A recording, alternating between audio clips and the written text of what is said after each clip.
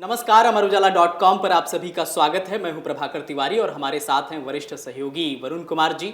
तो आज हम चर्चा करेंगे वरुण जी संभल के मुद्दे को लेकर। जिस तरह से संभल में जो मामला गरमाया, पहले जामा मस्जिद का सर्वे हुआ और ये दावा किया गया कि उसके नीचे मंदिर है और उसके बाद जो परत दर परत खुलासे होते चले गए, 2 मंदिर निकले, उसके बाद बावड़ी निकली और बावड़ी की खुदाई हो रही है। 7वां दिन है वरुण जी, और उसमें जो है कुआं निकला और साथ ही साथ सीढ़ियां निकलती चली जा रही हैं। तो क्या कुछ मामला है और क्या क्या निकलने के अभी आसार लग रहे हैं? जी देखिए प्रभाकर, मैं आपको बताऊं, अपने दर्शकों को भी इस बात को मैं बताऊं कि ये पूरा मामला शुरू हुआ जामा मस्जिद के सर्वे से। जी संभल में एक बहुत पुरानी मस्जिद है जिसको जामा मस्जिद कहा जाता है। बिल्कुल।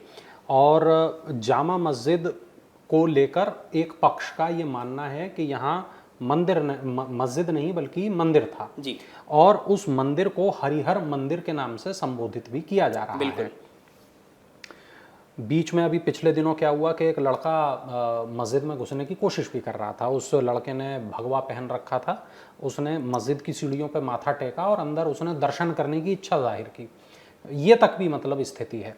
खैर, खबर की जब हम बात करते हैं, फैक्ट्स की जब हम बात करते हैं, जो अमर उजाला हमेशा करता है, तो वहाँ हमें ये पता चलता है कि आज जैसे 7वां दिन है और बीते 7 दिनों से ये जो खुदाई है, ये जो सर्वे है, ये लगातार जारी है।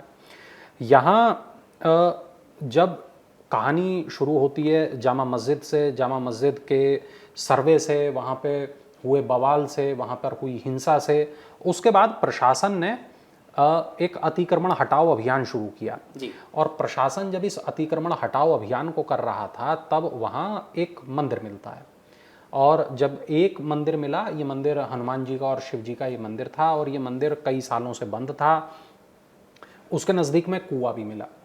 उसके बाद फिर ये स्थिति बनी कि एक मंदिर और मिला जी। इसको राधा कृष्ण जी का मंदिर बताया गया और बांके बिहारी का मंदिर बताया गया। इसके बाद में वहाँ पर एक बावड़ी मिली। बावड़ी, मैं अपने दर्शकों को बता दूं कि पुराने ज़माने में एक ऐसी प्रक्रिया होती थी जो पानी को जमा करने की प्रक्रिया होती थी।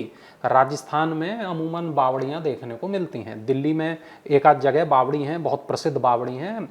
तो उसी तरीके की एक बावड़ी जो है वो देखने के लिए यहाँ पर मिली। ये एक मुस्लिम बहुल मोहल्ला है। इस मोहल्ले का नाम है लक्ष्मणगंज जी। हाँ, तो यहाँ पर बावड़ी मिली और पहली मंजिल के जो गलियारे हैं वो साफ तौर पर दिखाई दे रहे हैं। 40 से 45 मजदूर गलियारों से मिट्टी निकालकर ट्रैक्टर ट्रॉली को भरने में लगे रहे 6ठे दिन, और दिन भर की मेहनत के बाद पहली मंजिल के एक साइड के गलियारे का पूरा फर्श उसको साफ कर दिया गया। बावड़ी में उतर रही सीढ़ियों के सामने बावड़ी का कुआं बताया जा रहा है जिसे वहां मिट्टी जमाकर खोदाई पर फिलहाल रोक लगा दी गई है। बिल्कुल वरुण जी, एक चीज मैं पूछना चाहूंगा, जब पहले दिन खुदाई हो रही थी माना गया कि 1 मंजिल की बावड़ी होगी, या फिर अब जब 7वें दिन तक पहुंच चुका है खुदाई का चक्र, तो 3 मंजिल माना जा रहा है। ये बावड़ी 3 मंजिल की है। हाँ। और इसका इतिहास भी अगर आप बताएं कि कितने साल पुरानी ये बावड़ी है, आप क्या इसमें क्या निकल कर आ रहा है? देखिए, जो रिपोर्ट्स हमारे पास में हैं, आज मैंने इस वक्त अमर उजाला का जो संभल एडिशन है उसमें भी तमाम इससे जुड़ी रिपोर्ट्स छपी हैं जी। रिपोर्ट्स ये बताती हैं कि लक्ष्मणगंज मोहल्ले में जो बावड़ी मिली है इसको देखने के लिए पूरे शहर भर से लोग वहाँ पर पहुँच रहे हैं। और कुछ ऐसे लोग भी हैं जिन्होंने अपने जीवन काल में इस बावड़ी को पहले देखा था। ऐसे कुछ बुजुर्ग हैं जिन्होंने ये बताया कि उन्होंने अपने बचपन में इस बावड़ी को सही सलामत देखा था। उनका क्लेम यह है कि ये 3 मंजिल की बावड़ी है और इस बावड़ी पर पहले लोहे के सरियों का गेट था, उसके बाद सीढ़ियाँ थीं, नीचे तक जाया जा सकता था, लेकिन धीरे धीरे ये पूरी बावड़ी जो है ज़मींदोज़ कर दी गई, इसके ऊपर सड़क बन गई, इसको पूरा जो है नस्ते नाबूद कर दिया गया। एक शख्स हैं मंतेश वार्ष्णे, ये व्यापारी हैं, इन्होंने बताया कि मैं किशोरावस्था में बावड़ी पर कई बार गया हूँ। बावड़ी 3 मंजिला इमारत है। बावड़ी में जाने वाली सीढ़ियों से पहले लोहे की सरियों का गेट है और गेट से पहले 2 सीढ़ियां बनी हैं। उस गेट से होकर बावड़ी में प्रवेश किया जाता था। बावड़ी के मुख्य गेट पर एक शिलपट लगा हुआ था। बावड़ी किसने बनाई थी, ये तमाम चीजें उस शिलापट पर लिखी हुई थी जी। एक और व्यापारी हैं अनिल अग्रवाल, इन्होंने बताया कि जब मैं यहाँ आता था बचपन में तो यहाँ आसपास किन्नर रहा करते थे, आसपास यहाँ कई पेड़ थे, जो अमरूद की बगिया थी, अमरक और शरीफे के भी पेड़ थे, कुआं स्पष्ट दिखाई देता था, बावड़ी की 2 मंजिल अभी भी निकाला जाना बाकी है, क्योंकि 3 मंजिल ये तमाम लोग ऐसे हैं जो वहां क्लेम कर रहे हैं। तो अगर ये लोग क्लेम कर रहे हैं, अब जैसे किसी की उम्र देखिए 50 या 60 साल के करीब है और उसने करीब 15 साल की उम्र में ये देखा, यानी 40-45 सालों के भीतर भीतर ये बावड़ी जो है उसको ढक दिया गया। तो ये बड़ी ही महत्वपूर्ण बात आपने कही कि वहाँ के लोग जो है क्लेम कर रहे हैं कि उन्होंने देखा था कि कब बावड़ी थी वहाँ पर। तो वो कौन लोग थे वरुण जी जिन्होंने इस बावड़ी को नेस्तनाबूद कर दिया, ध्वस्त कर दिया, और ऐसा इतनी जल्दी 40 सालों के अंदर ये आखिर कब हो गया? देखिए, जैसा हमने ये देखा कि उस पूरे इलाके की जो डेमोग्राफी है उसको बदलने का आरोप एक पक्ष लगाता रहा है जी, कि यहाँ पर जो डेमोग्राफी है उसको बदला गया। ये जो हिंदू बहुल मोहल्ले थे, जहाँ रस्तोगी रहते थे, जहाँ अन्य व्यापारी वर्ग के लोग रहते थे, जहाँ और हिंदू जातियाँ यहाँ पर रहा करती थी, धीरे धीरे ये पूरी मुस्लिम बस्ती में बदल गया, तब्दील हो गया। आज आप देखिए कि लक्ष्मणगंज मोहल्ले का नाम तो वही बरकरार है, लेकिन आज इसको हम मुस्लिम बहुल इलाका कह रहे हैं। खैर, डेमोग्राफी बदलती रहती है, इतिहास में ऐसा कई बार हमने देखा है कि इलाकों की डेमोग्राफियां बदली हैं। लेकिन जब संभल की हम बात कर रहे हैं तो संभल का जो जिक्र है वो बहुत ज़्यादा महत्वपूर्ण हो जाता है, क्योंकि संभल का सीधा ताल्लुक भगवान कल्की से हो जाता है, संभल का सीधा ताल्लुक भगवान विष्णु के 10वें अवतार से हो जाता है, संभल का बहुत सीधा ताल्लुक हरिहर मंदिर से हो जाता है। जिस हरिहर मंदिर की कहानियाँ, जिस हरिहर मंदिर के बारे में केवल बातें की जाती हैं हिंदू समाज में, वो मंदिर क्या वहाँ था या नहीं था?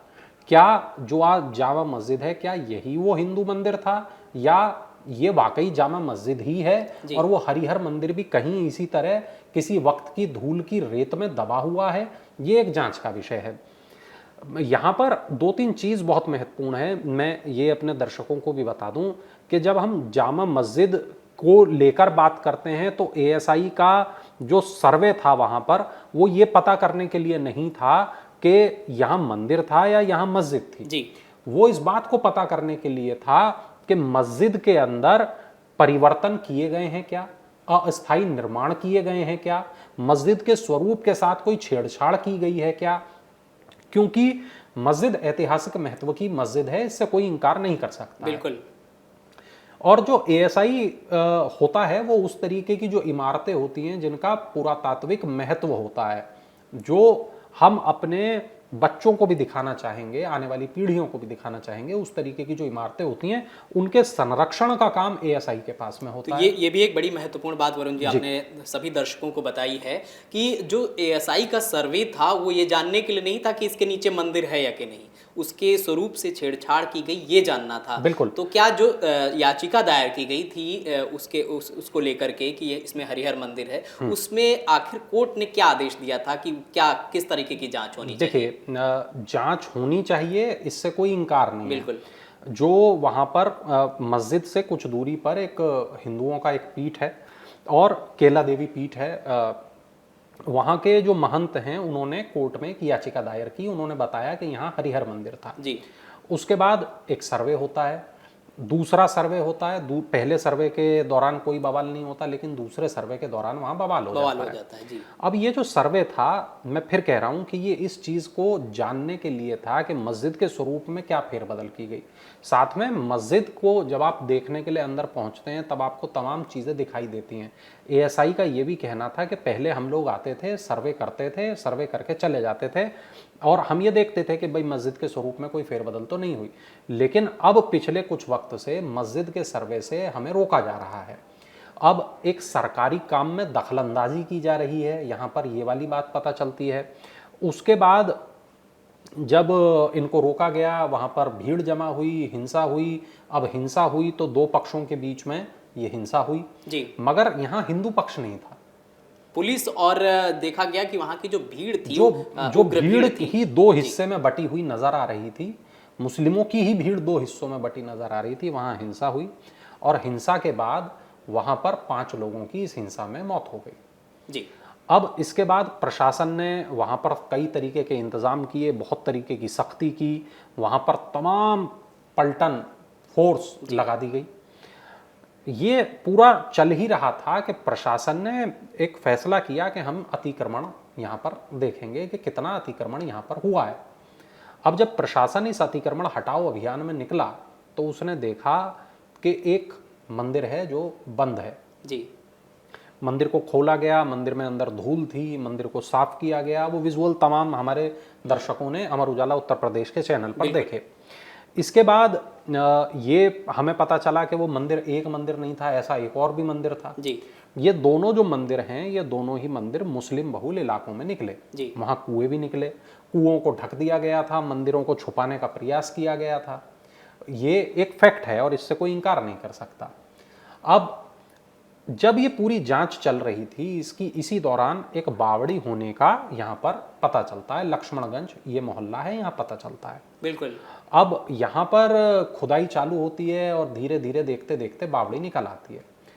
अब ये बात तो तय है कि यहाँ पर आज से कुछ 100 साल पहले, 150 साल पहले, 200 साल पहले, 500 साल पहले यहाँ एक हिंदू साम्राज्य रहा होगा। जो बावड़ियाँ हैं ऐसा नहीं हम कह सकते कि केवल हिंदू ही बनवाते थे, हिंदू राजा ही बनवाते थे, मुस्लिम राजा ने भी हो सकता है। इसमें आपने जब राजा का जिक्र किया वरुण जी, तो एक रिपोर्ट में ये भी दावा किया गया है कि मुरादाबाद के राजा थे जिनकी जो सीमा थी वो बदायूं तक, शामली तक कई जगहों पर फैली हुई थी और उन्होंने अपने लश्करों को रोकने के लिए ये बावड़ी बनवाई थी। मतलब इस तरह का दावा किया जा रहा है। इसमें भी कितने % सत्यता है ये तो नहीं कहा जा सकता, लेकिन इस तरह के सामने कई दावे आ रहे हैं। तो क्या ये कहा जा सकता है कि महाराजा ने किसी लश्करों को वहां पर ठहरने के लिए, उनके पानी की व्यवस्था के लिए, कई चीजों के लिए बावड़ी बनवाई थी? बिल्कुल बहुत संभव है। देखिए मैं आपसे बात करते करते मैंने संभल.nic.in जी मैंने खोल लिया है, सरकारी वेबसाइट है। इस पर जो लिखे तथ्य हैं वो हम ये मान सकते हैं कि प्रशासन के द्वारा दिए गए तथ्य हैं। बिल्कुल। तो यहाँ बहुत साफ तौर पर लिखा है कि संभल मुरादाबाद मंडल का एक जिला है। सतयुग में इस जगह का नाम सत्यव्रत था, त्रेता में महदगिरी था, द्वापर में पिंगल था और कलयुग में इस जगह का नाम संभल है। यानी कि सतयुग से लेके कलयुग तक चारों युग इस जगह ने देखे हैं। और यहाँ पर करीब 68 कूप हैं, 68 तीर्थ हैं और 99 कूप हैं। कूप मतलब कुएं। बिल्कुल। तो कुएं हैं, ये बात यहाँ लिखी हुई है। यहाँ लिखा है यहाँ एक अति प्राचीन विशाल मंदिर है। इसके अतिरिक्त 3 मुख्य शिवलिंग हैं। पूर्व में चंद्रशेखर, उत्तर में भुवनेश्वर, दक्षिण में संभलेश्वर है। बिल्कुल। प्रतिवर्ष कार्तिक शुक्ल चतुर्थी और पंचमी को यहाँ मेला लगता है। यात्री इसकी परिक्रमा करते हैं। यहाँ एक बाबरी मस्जिद है। ये कृषि उत्पादों का व्यावसायिक केंद्र है। और एक अंग्रेज लेखक हैं टॉलमी, इन्होंने एक यहाँ पर संबकल इसको कहा जाता था, जिसको बाद में संभल से समीकृत किया गया। ऐसी पौराणिक मान्यता है कलयुग में कल्कि अवतार संभल नाम के गांव में होगा। लोक मान्यता में संभल और संभल जो है एक ही समझा जाता है। बाबर ने हुमायूं को जब संभल की जागीर दी थी, ये इसमें लिखा हुआ है nic.in जो वेबसाइट है, संभल, और वो बीमार हो गया। जैसे ही संभल की जागीर उसके पास आई वो बीमार हो गया और आगरा लाया गया। इसके बाद बाबर ने हुमायूं ने साम्राज्य जो है बाबर के बाद वो तीनों भाइयों में बराबर बराबर बांट दिया गया। संभल अस्करी को मिला। शेरशाह सूरी ने हुमायूं को खदेड़ दिया और अपने दामाद मुबरिज खान को संभल की जागीर दी। अब्बास खां शेरवानी के अनुसार बाबर के सेनापतियों ने यहाँ कई मंदिरों को तोड़ा था और जैन मूर्तियों का खंडन किया था। ये सरकारी वेबसाइट है, प्रशासनिक वेबसाइट है। जो यहाँ बात लिखी है मैं उसे अक्षरक्ष मैंने पढ़ा है। तो ये बड़ी महत्वपूर्ण जानकारी है, जिस तरीके से सरकारी वेबसाइट पर इस तरीके से बताया गया कि संभल में वो एक पौराणिक शहर है जहां पर कुएं भी थे, मंदिर भी थे और बावड़ी भी थी, जिनको तोड़ा गया, जिनको ध्वस्त किया गया और उसके बाद अब वो सब चीजें फिर से एक बार उजागर हो निकल रही हैं। यहाँ बहुत स्पष्ट रूप से लिखा हुआ है संभल एक पुराना उपनिवेश है जो मुस्लिम शासन के समय से भी महत्वपूर्ण था और सिकंदर लोदी की 15वीं सदी के अंत और 16वीं सदी की शुरू में प्रांतीय राजधानियों में से एक था। जी। ये भी बात लिखी है, ये प्राचीन शहर एक समय महान चौहान सम्राट पृथ्वीराज चौहान की राजधानी भी था और संभवतः ये वही जगह है जहां वो अफगानियों द्वारा द्वितीय युद्ध में मारे गए। बिल्कुल, ये बहुत महत्वपूर्ण बात है क्योंकि पृथ्वीराज चौहान को हम हमेशा मानते हैं कि दिल्ली उनका कार्यक्षेत्र रहा। हमने हमेशा ये उनके बारे में कहा जाता है कि पृथ्वीराज चौहान को बंधक बना के ले जाया गया था, लेकिन यहाँ पर लिखा है कि ये संभवतः वही जगह है जहाँ अफगानियों द्वारा द्वितीय युद्ध में वो मारे गए। मकान टूटे लोग झूठे के लिए भी इसको जाना जाता है, लेकिन इसका वास्तविकता से कोई लेना देना नहीं है। कुछ निवासियों के द्वारा इसका वर्तमान में सत्य होने का दावा किया जाता है और 1999 की जनगणना में संभल को पूरे देश में न्यूनतम साक्षरता वाला पाया गया था, लेकिन समय के साथ स्थितियों में सुधार आया है। बिल्कुल, संभल में जिस तरीके की स्थितियां थी वरुण जी, सुधार भी आया है और सबसे ज़्यादा अगर बात करें तो ऐतिहासिक शहर होने के लिए संभल जाना जाता है। और जिस तरीके की चर्चाएं हैं कि यहीं पर जो है कल की अवतार होगा और भगवान विष्णु का 10वां अवतार कल की अवतार यहाँ पर होगा, और अब जो नई नई चीज़ें वहाँ पर निकल करके सामने आ रही हैं उससे भी कई चौंकाने वाले तथ्य मिले हैं। जिस तरीके से बावड़ी आपने बताया और बावड़ी की खुदाई हो रही, क्या कुछ और भी अभी मिल सकता है? देखिए, बिल्कुल इस चीज़ से हम इनकार नहीं कर सकते कि वहाँ पे कई अन्य चीज़ें भी मिल सकती हैं। वहाँ कई, मैं कहूँ, ऐतिहासिक महत्व की इमारतें मिल सकती हैं, कई और मंदिर मिल सकते हैं। पिछले दिनों एएसआई की टीम एक वहाँ पहुँची, एक जो मंदिर वहाँ पर निकले थे जी, उस मंदिर से एएसआई की टीम ने नमूने लिए और ये नमूने इस चीज़ की जांच पड़ताल के लिए थे कि ये मंदिर कितना पुराना है, इसकी कार्बन डेटिंग की जाएगी। तो नमूनों के जरिए ये पता करने का प्रयास किया जा रहा है कि मंदिर का क्या ऐतिहासिक महत्व है। मंदिर ऐसा तो नहीं है कि 50 साल पुराना ही हो, या ऐसा है वाकई मंदिर के 250, 200, 300, 500 साल पुराना है। बिल्कुल। तो ये तमाम ऐसी चीज़ें हैं जो अभी एएसआई की टीम इसको जांच कर रही है और वो पूरा इलाका संभल का जो है वो एक बार पूरे देश की चर्चाओं में है। और देखिए, मैं प्रभाकर यहाँ इस बात को कहूँगा, बहुत वक्त नहीं हुआ जब बागपत में सिनोली गांव एक है जी, वहाँ पर महाभारत काल के अवशेष मिले। एक तमाम जो बड़े बड़े, मैं कहूँगा, दुनिया के जो बड़े डॉक्यूमेंट्री चैनल हैं, उन्होंने सिनौली पहुंचकर वो डॉक्यूमेंट्रीज शूट की। वहाँ पर तलवारें निकली, वहाँ पर रथ निकले, वहाँ पर ढालें निकली और वो पूरे पूरे रथ के पहिए वाले जो रथ हैं, जो माना जाता था कि भारत में पता नहीं ऐसे रथ सिर्फ कहानियों में ही होते हैं क्या, जी। लेकिन वो वहाँ वाकई साक्षात निकले। बिल्कुल। तो इस बात से बिल्कुल इनकार नहीं है कि कल को वहाँ पृथ्वीराज चौहान से जुड़े कोई सबूत निकल आए, कल को वहाँ जो संभल या संभाला जिसको कहते हैं उससे जुड़ी कोई मान्यता, पौराणिक मान्यताओं से जुड़े कोई सबूत निकल आए। क्या पता वक्त की रेत में आखिर क्या दबा है। बिल्कुल, संभल में परत दर परत कई चीज़ें निकल रही हैं, खुलासे हो रहे हैं और जिस तरीके से एक याचिका के बाद जो सब कुछ वहाँ पर शुरू हुआ, उसके बाद जो चीज़ें निकल रही हैं हम लगातार आप तक वो अपडेट पहुँचा रहे हैं, वो जानकारी आप तक पहुँचा रहे हैं। मंदिर को लेकर खुलासे हो रहे थे, प्रशासन और पुलिस लगातार एक्टिव थी और बिजली विभाग की जो टीम थी वो भी सतर्क हो गई, वो भी एक्टिव हो गई और ये मामला सामने आया कि संभल में बिजली चोरी जो है हो रही है, उसके कई मामले सामने आ सकते हैं। तो जब बिजली विभाग की टीम जांच करने के लिए पहुंची तो ये पाया गया कि संभल के जो सांसद हैं जियाउर रहमान बर्क, उन पर भी बिजली चोरी के आरोप लगे और अब उसमें जो है जांच टीम गठित की गई है और जांच हो रही है। इसमें अब कहाँ तक ये जांच पहुंची है और ये आरोप कितने सही पाए गए हैं? जी, देखिए, जो रिपोर्ट्स मेरे पास हैं वो ये बताती हैं कि पावर कॉरपोरेशन ने संभल के सपा सांसद जियाउर रहमान बर्क के दीपा सराय स्थित घर में लगे मीटरों की जांच से बिजली चोरी के अपने आरोपों पर मोहर लगा दी है। इनमें से एक बिजली कनेक्शन सांसद के दिवंगत दादा और पूर्व सांसद डॉक्टर शफीकुर रहमान बर्क के नाम पर है और एक कनेक्शन जियाउर रहमान बर्क के नाम पर है। और दोनों मीटरों का एमआरआई यानी कि मीटर रीडिंग इंफॉर्मेशन टेस्ट हुआ। पावर कॉर्पोरेशन के मुताबिक सांसद के आवास में लगे मीटर को बाईपास करके बिजली की चोरी की जा रही थी। सांसद जियाउर रहमान बर्क के नाम से लगे मीटर में 6 महीने से खपत 0 पाई गई। ये बहुत महत्वपूर्ण बात है।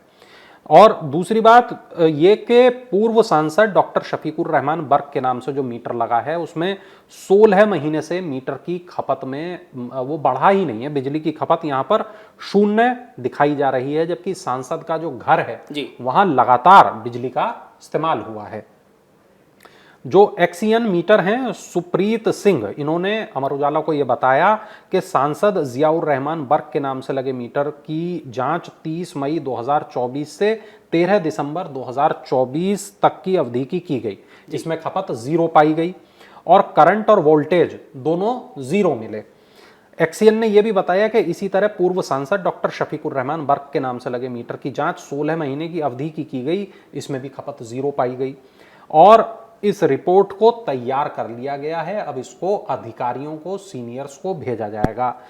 अब इसमें एक बात बहुत महत्वपूर्ण है जी। सांसद के घर से 17 दिसंबर को बिजली विभाग की टीम ने मीटर को उतारा था। स्मार्ट मीटर को लगाया गया था। जिस दौरान ये सब हो रहा था वहां बहुत ज्यादा पुलिस फोर्स लगाई गई थी। वहां हमें यह भी देखने के लिए आया कि जो जियाउर रहमान बर्क के फादर हैं उन्होंने अधिकारियों को धमकाया भी। उन्होंने कहा कि ये दीपा सराय है, मेरी एक आवाज़ पर लाखों हजारों लोग आ जाएंगे और तुम लोगों का ये होगा वो होगा वगैरह।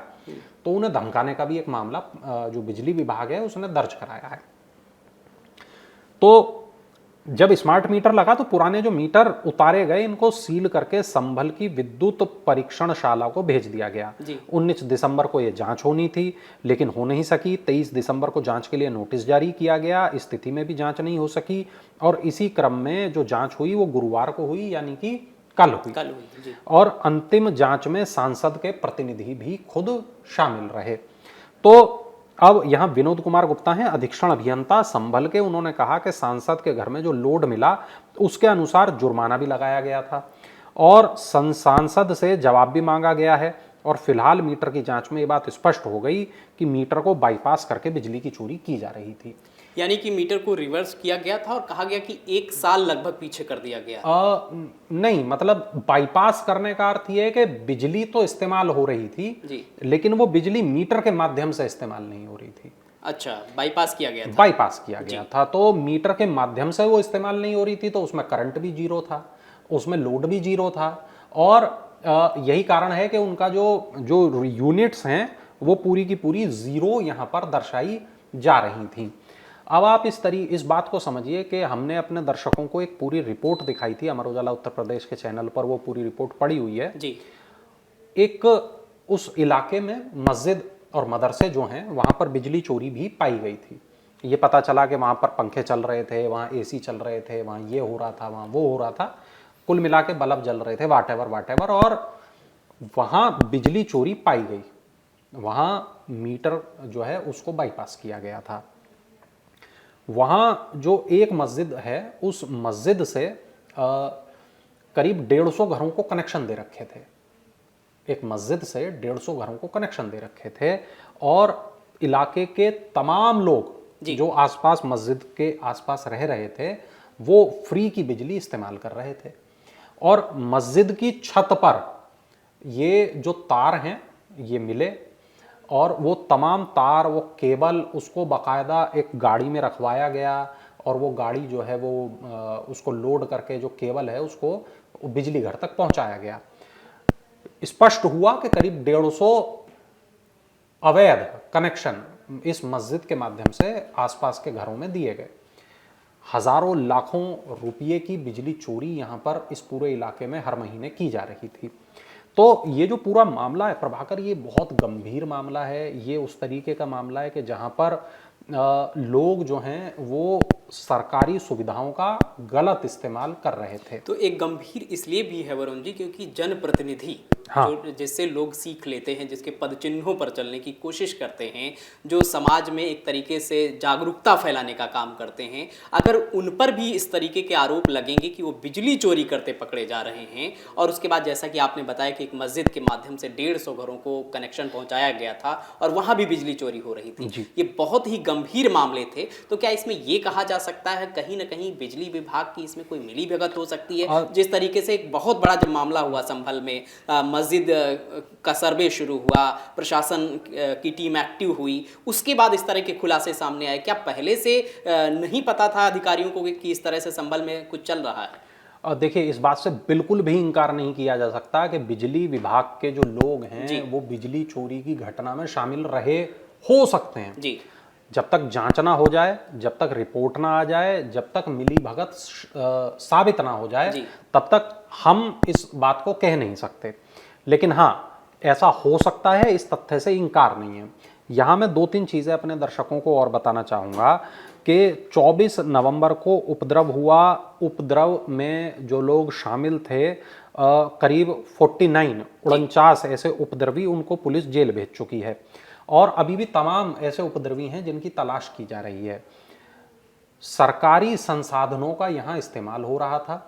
बर्क का ये कहना है, जो जियाउर रहमान बर्क हैं, उनका इसमें ये बहुत साफ तौर पर कहना है कि मेरे को राजनीतिक रूप से नीचा दिखाने के लिए, मेरे को राजनीतिक रूप से कमज़ोर करने के लिए मेरे खिलाफ ये साजिश की जा रही है, मुझे फंसाया जा रहा है और ये बिल्कुल भी ठीक आरोप नहीं है, इन आरोपों में दम नहीं है, मैंने कोई बिजली चोरी नहीं की है। मेरे जो समर्थक हैं वो इस बात को जानते हैं, ये उनका भी पक्ष है।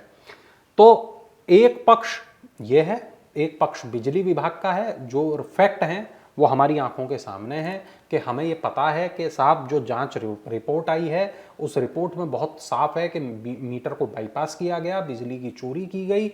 अब देखना ये होगा कि इस केस में आगे क्या होगा और जो कोर्ट है वो इस मामले में क्या कहेगा। बिल्कुल वरुण जी, आपने जो चीज़ें थी बिल्कुल स्पष्ट रूप से बताई, और आपने एक चीज़ ये भी बताई कि अगर जियाउर रहमान बर्क ये कह रहे हैं कि उनके खिलाफ राजनीतिक साजिश हो रही है, तो उनके जनप्रतिनिधि भी तो साथ ही गए थे, जैसा कि आपने बताया जब मीटर की चेकिंग हुई, किस तरीके से मीटर से छेड़छाड़ की गई थी, वहाँ पर उनके प्रतिनिधि भी मौजूद थे और उनकी मौजूदगी में पूरी जाँच हुई है और उसके बाद अब जाँच आगे बढ़ रही है। बिल्कुल, तो ये नहीं कहा जा सकता है कि बिजली विभाग इसमें झूठ बोल रहा है, ये कोई राजनीतिक साजिश है। इस तरीके की बयानबाजी होने लगती है जब सत्ता पक्ष और विपक्ष का मामला होता है वरुण जी। तो अब जांच जब आगे बढ़ेगी तो और पता चलेगा कि क्या एक्शन होता है और उसके बाद में अब आगे क्या बयानबाजी इस पर होती है।